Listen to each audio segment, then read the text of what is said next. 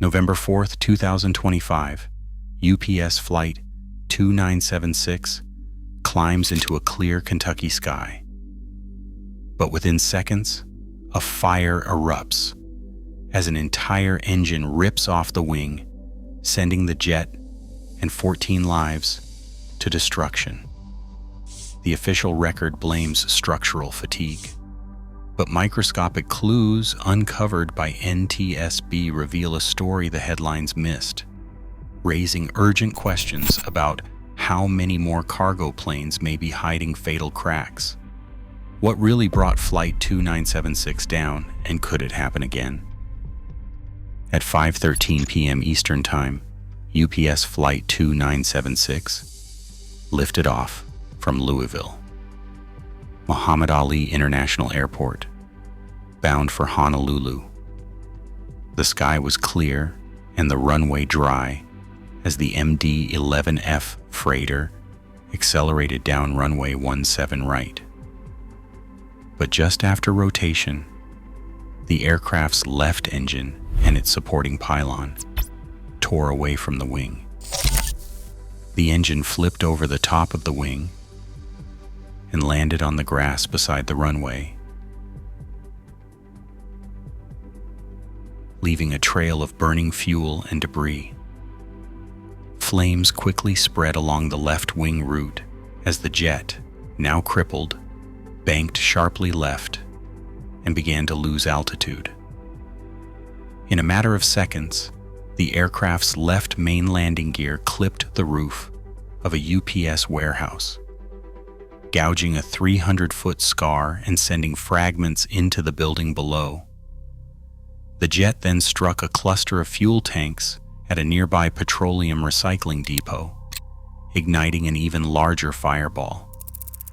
Still moving at nearly 186 knots and only 175 feet above the ground, the plane plunged into a semi-truck parking lot and an adjacent auto scrapyard, scattering wreckage and igniting multiple fires across the industrial block. The impact and resulting inferno destroyed several businesses and trapped workers inside. Emergency crews arrived to find a debris field stretching nearly 3,000 feet, with burning structures and vehicles marking the path of destruction. 14 lives were lost. 3 crew members in the cockpit and 11 people on the ground, including warehouse staff and truck drivers. Dozens more suffered injuries from fire, debris, and smoke. The devastation left behind a stark reminder: the risks of heavy freighters operating so close to busy industrial zones. Inside the NTSB Materials Laboratory, the fractured remains of the left engine pylon's aft mount lug became the centerpiece of the investigation. Technicians began by cleaning away soot and debris, revealing the raw fracture surfaces. Under bright lights and high magnification, a distinct pattern emerged: concentric lines, known as beach marks, traced across the metal. Each arc represented a period of crack growth, a silent record of the stresses endured on every flight cycle. Metallurgists noted that the crack had initiated on the inboard side of the lug, where the load path from the engine to the wing was most direct.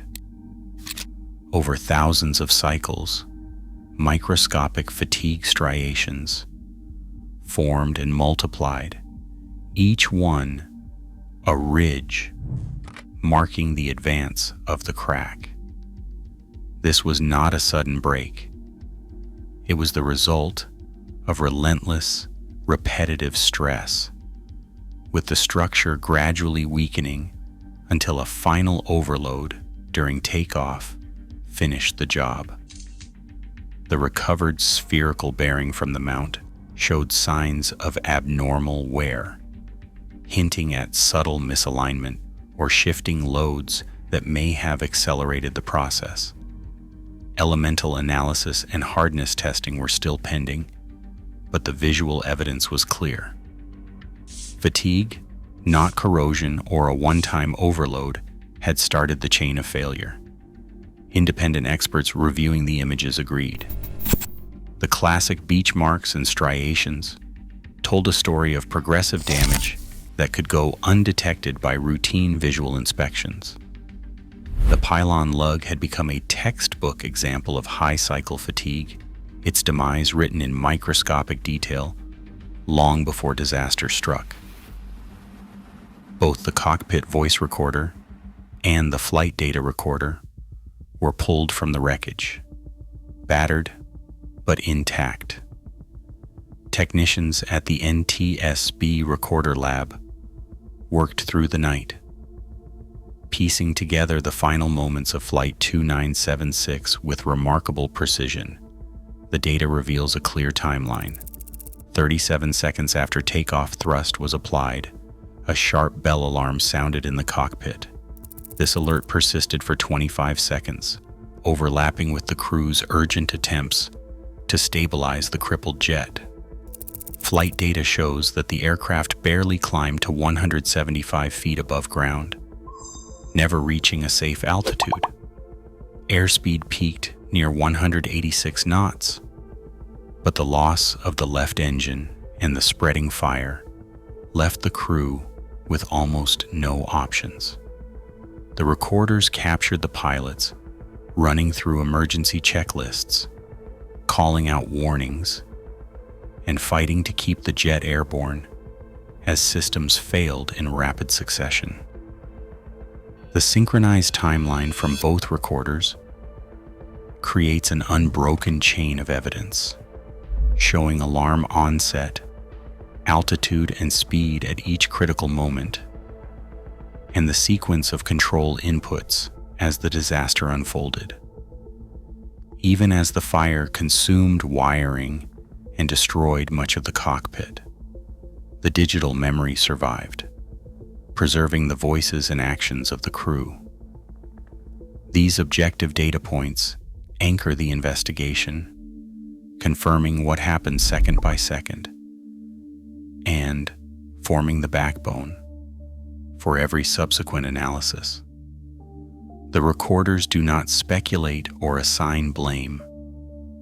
They simply document the facts as they occurred, providing investigators with a forensic clock to measure each event against the unfolding catastrophe. Within hours of the crash, the Federal Aviation Administration, the letters FAA, issued an emergency airworthiness directive targeting every MD-11 and MD-11F in the United States. The directive called for immediate grounding of these aircraft until detailed inspections of the engine pylon aft mount lugs could be completed. At the Louisville Operations Center of UPS, fleet managers began rerouting flights and notifying crews as the order spread through the system. FedEx Express, the other major MD-11 freighter operator, followed suit, halting dozens of trans-Pacific and domestic cargo runs. The sudden grounding created immediate disruptions across cargo networks. The directive specified that each aircraft must undergo non-destructive testing, including borescope inspections, eddy current testing, or ultrasound, to check for hidden cracks in pylon mount areas that had previously been inspected only by eye. Those are technical inspections aimed at finding fatigue cracks in the aft mount lugs. The agency required operators to report findings within 24 hours and to keep any aircraft with signs of cracking or corrosion out of service until repairs could be verified. The move stranded hundreds of tons of cargo at major hubs and forced airlines to scramble for replacement capacity. An agency spokesperson described the action as necessary to prevent another tragedy, emphasizing that safety overrides all operational concerns when a structural threat is discovered. In the aftermath of the Federal Aviation Administration Emergency Directive, the spotlight turned to the inspection methods that governed the MD-11 fleet for decades. For years, maintenance crews relied on visual checks and scheduled teardown intervals, guided by manufacturer recommendations and regulatory minimums. But the fatigue crack that doomed Flight 2976 grew undetected, buried deep within the pylon lug, out of sight and beyond the reach of a flashlight or mirror. The lead maintenance engineer at UPS described the problem, noting that visual inspections cannot catch what is happening inside the metal. Boeing technical staff raised the same concern, saying older inspection regimes were designed for a different era, before widespread use of advanced non-destructive testing. The Federal Aviation Administration required ultrasonic scans and high-frequency eddy current scans for every MD-11 engine pylon, regardless of age or flight hours. These technologies can detect cracks smaller than a grain of rice, even before those cracks reach the surface. Yet the failed component on N259UP had not reached the cycle threshold that would have triggered such a check under the old rules. That gap between regulatory inspection intervals and real-world fatigue set off alarms across the industry.